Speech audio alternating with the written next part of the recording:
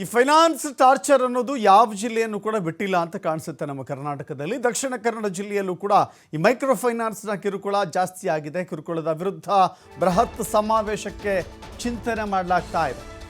ಯಾರೆಲ್ಲ ನೊಂದಿದ್ದಾರೋ, ಮೈಕ್ರೋ ಫೈನಾನ್ಸ್ನ ಕಿರುಕುಳದಿಂದ ಯಾರೆಲ್ಲ ನೊಂದಿದ್ದಾರೋ ಅವರಿಗೆ ಒಂದು ಧೈರ್ಯವನ್ನು ತುಂಬಿ ಅವರಿಂದಲೇ ಒಂದು ಸಮಾವೇಶಕ್ಕೆ ಚಿಂತನೆಯನ್ನು ಮಾಡಲಾಗ್ತಾ ಇದೆ. ಸಂತ್ರಸ್ತರನ್ನು ಸೇರಿಸಿ ಸಮಾವೇಶ. ಕರ್ನಾಟಕ ರಾಜ್ಯ ಋಣಮುಕ್ತ ಸಮಿತಿಯಿಂದ ಹೋರಾಟ ಹಮ್ಮಿಕೊಳ್ಳಲಿಕ್ಕೆ ಯೋಜನೆಯನ್ನು ರೂಪಿಸಲಾಗ್ತಾ ಇದೆ. ಮೈಕ್ರೋ ಫೈನಾನ್ಸ್ ಸಂತ್ರಸ್ತರಿಗೆ ಹೋರಾಟ ಸಮಿತಿ ಸಾಥ್ ಕೊಡ್ತಾ ಇದೆ. ಜಿಲ್ಲೆಯಲ್ಲಿ 1.5 ಲಕ್ಷ ಜನ ಈ ಕಿರುಕುಳಕ್ಕೆ ಒಳಗಾಗಿದ್ದಾರೆ. ಹಲವಾರು ಜನ ಕಿರುಕುಳಕ್ಕೆ ಆತ್ಮಹತ್ಯೆ ಕೂಡ ಮಾಡಿಕೊಳ್ತಾ ಇದ್ದಾರೆ. ಆದರೆ ಪೊಲೀಸರ ದೂರಿನಲ್ಲಿ ಈ ಬಗ್ಗೆ ಉಲ್ಲೇಖವಾಗುವುದಿಲ್ಲ. ಮಹಿಳೆಯರನ್ನ ಮೈಕ್ರೋ ಫೈನಾನ್ಸ್ನಿಂದ ಮುಕ್ತಪಡಿಸಬೇಕು ಅಂತ ಹೇಳಿ ಆಗ್ರಹಿಸಲಾಗ್ತಾ ಇದೆ. ಇದು ಕೇವಲ ಮಂಗಳೂರು, ಬೆಂಗಳೂರು ಅಥವಾ ಯಾವುದೇ ಜಿಲ್ಲೆಗೆ ಸೀಮಿತವಾದಂತೆ ಕಾಣಿಸ್ತಾ ಇಲ್ಲ. ಇದು ಕರ್ನಾಟಕದ ಬಹುತೇಕ ಜಿಲ್ಲೆಗಳಲ್ಲೂ ಕೂಡ ನಾಯಿ ಕೊಡೆಗಳಂತೆ ಇದ್ದಿರುವಂಥ ಮೈಕ್ರೋ ಫೈನಾನ್ಸ್ನ ಕಿರುಕುಳ ಜಾಸ್ತಿ ಆಗಿದೆ. ನೋಡ್ತಾ ಇದ್ದೀರಿ, ಬಾಗಿಲಿಗೆ ಬೀಗ ಹಾಕಿ ಸೀಸ್ ಮಾಡಿದ್ದಾರೆ. ಬಾಗಿಲಿಗೆ ಬೀಗ ಹಾಕಿ ಸೀಸ್ ಮಾಡಿದ್ದಾರೆ. ಸಾಲ ಮರುಪಾವತಿ ಮಾಡದೆ ಹೋದರೆ ಮನೆಗೆ ಬರಬೇಡಿ ಅಂತ. ಪಾಪ ಬೆಳಗಾವಿಯಲ್ಲಿ ಇವತ್ತು ಮಗುವಿನ ಸಮೇತವಾಗಿ ಆ ಬಾಣಂತಿಯ ಪೋಷಕರೆಲ್ಲರೂ ಕೂಡ ಮನೆಯ ಹೊರಗೆ ಕೂತ್ಕೊಳ್ಬೇಕಾದಂಥ ಸಂದರ್ಭ ಇದು. ಇಂಥ ಮನುಷ್ಯತ್ವವಿಲ್ಲದಂಥ, ಕರುಣೆ ಇಲ್ಲದಂಥ, ಕಟುಕರ ರೀತಿಯಲ್ಲಿ ವರ್ತನೆ ಮಾಡಿರುವಂಥ ಫೈನಾನ್ಸ್ಗಳಿಗೆ ಒಂದು ಮೂಗುದಾರ ಹಾಕಬೇಕು, ಕಡಿವಾಣ ಹಾಕಬೇಕು ಅಂದರೆ ಅನಿವಾರ್ಯವಾಗಿ ಸರ್ಕಾರ ಒಂದು ಕಠಿಣ ತೀರ್ಮಾನವನ್ನು ಮಾಡಬೇಕಾಗುತ್ತೆ. ಸಾಲವನ್ನು ತೆಗೆದುಕೊಂಡು ವಾಪಸ್ ಮಾಡದೆ ಹೋದರೆ ಅದು ಕೂಡ ತಪ್ಪೆ. ಈಗ ಮೈಕ್ರೋ ಫೈನಾನ್ಸಿನ ವಿರುದ್ಧ ಆಕ್ರೋಶ ವ್ಯಕ್ತವಾಗ್ತಾ ಇದೆ. ಅದರ ನೆಪದಲ್ಲಿ ನಾನು ಕಟ್ಟಬೇಕಾಗಿದ್ದ ಸಾಲದಿಂದ, ನಾನು ಕಟ್ಟಬೇಕಾದ ಬಡ್ಡಿಯಿಂದ ನಾನು ಪಾರಾಗ್ಬೋದು ಅಂತ ಯೋಚನೆ ಮಾಡಲಿಕ್ಕೆ ಆಗೋದಿಲ್ಲ. ಆದರೆ ಇಲ್ಲಿ ವಿಷಯ ಏನು ಅಂತ ಹೇಳಿದರೆ, ಸಾಲವನ್ನು ಬೇರೆ ಬೇರೆ ರೂಪಗಳಲ್ಲಿ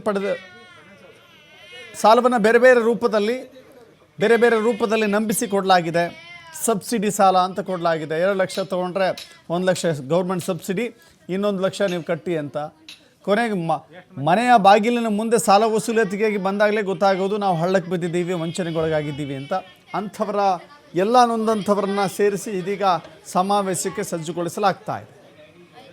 ರಾಜ್ಯಾದ್ಯಂತ ಮೈಕ್ರೋ ಫೈನಾನ್ಸ್ ಕಿರುಕುಳದ ವಿರುದ್ಧ ವ್ಯಾಪಕ ಆಕ್ರೋಶಗಳು ವ್ಯಕ್ತವಾಗ್ತಾ ಇದೆ. ಸರ್ಕಾರ ಕೂಡ ಇದನ್ನ ಹತ್ತಿಕ್ಕುವಂಥ ನಿಟ್ಟಿನಲ್ಲಿ ಕ್ರಮವನ್ನು ಕೈಗೊಳ್ಳೋದಕ್ಕೆ ಮುಂದಾಗ್ತಾ ಇರುವಂಥದ್ದು. ಆದರೆ ವಿಶೇಷ ಏನು ಅಂದರೆ, ಈ ಮೈಕ್ರೋ ಫೈನಾನ್ಸ್ ವಿರುದ್ಧ ಅನೇಕ ವರ್ಷಗಳ ಹಿಂದೆ ದಕ್ಷಿಣ ಕನ್ನಡ ಜಿಲ್ಲೆಯಲ್ಲಿ ಒಂದು ದೊಡ್ಡ ಮಟ್ಟದ ಹೋರಾಟ ಅನ್ನುವಂಥದ್ದು ನಡೆದಿತ್ತು ಮತ್ತು ಮೊದಲ ಬಾರಿಗೆ ಇಲ್ಲಿ ಧ್ವನಿಯನ್ನು ಕೂಡ ಎತ್ತಲಾಗಿತ್ತು.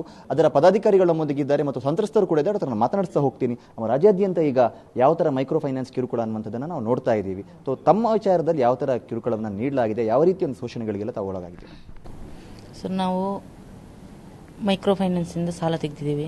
ನಮಗೆ ವಿಷಯ ಗೊತ್ತಿರಲಿಲ್ಲ, ಯಾವ ವಿಷಯಕ್ಕೆ ನಾವು ಸಾಲ ಕೊಟ್ಟಿದ್ದಾರೆ ಅಂತೇಳಿ. ನಾವು ವಿದ್ಯಾಭ್ಯಾಸಕ್ಕೆ ಅಂತೇಳಿ ತಗೊಂಡಿರುವಂಥದ್ದು. ಮತ್ತು ನಾವು ತೆಗೆದು ಒಂದು 2-3 ತಿಂಗಳು ಕಟ್ಟಿದ್ದೇವೆ. ಆಮೇಲೆ ನಾವು ಕಟ್ಟಲಿಲ್ಲ. ಕಟ್ಟದ ನಂತರ ಅವರು ನೀವು ಕಟ್ಟಬೇಕು ಅಂತೇಳಿ ಟಾರ್ಚರ್ ಕೊಡ್ತಾಯಿದ್ರು. ಆಮೇಲೆ ಫೋನ್ ಮಾಡ್ತಾರೆ. ಈಗ 20,000ಕ್ಕೆ 50,000 ಬಡ್ಡಿ ಆಗಿದೆ ಅಂತೇಳಿ ಅವರು ಹೇಳ್ತಾ ಇದ್ದಾರೆ. ಮತ್ತು ಫೋನ್ ಮಾಡಿ ಮಕ್ಕಳ ಹತ್ರ ನಾವು ಮನೆಯಲ್ಲಿ ಇಲ್ಲದಿರುವ ಸಂದರ್ಭದಲ್ಲಿ ಫೋನ್ ಮಾಡಿ ಮಕ್ಕಳ ಹತ್ರ ಮಾತಾಡ್ತಾರೆ. ಆಗ ಅವರು ನಿಮ್ಮ ಅಮ್ಮ ಸಾಲ ತೆಗೆದಿದ್ದಾರೆ, ಅದನ್ನು ಕಟ್ಟಬೇಕು ಅಂತೇಳಿ ಹೇಳ್ತಾರೆ. ಮನೆಗೆಲ್ಲ ಬರುವಾಗ ನಾವು ಇರ್ತಿರ್ಲಿಲ್ಲ. ಆಗ ಬೇರೆಯವ್ರ ಹತ್ರ ಹೇಳಿ ಅವರು ಸಾಲ ತೆಗೆದಿದ್ದಾರೆ, ಅದನ್ನು ಕಟ್ಟಬೇಕು ಅಂತೇಳಿ ಹೇಳಿ ಹೋಗಿದ್ದಾರೆ ಅವರು. ಎಷ್ಟು ವರ್ಷದಿಂದ ಈ ಥರ ಶೋಷಣೆಗೆ ತಾವು ಒಳಗಾಗಿ? ಅಂದರೆ ನಾವು ಸಾಲ ತೆಗೆದು ಒಂದು 3-4-5 ವರ್ಷ ಆಗಿರ್ಬೋದು.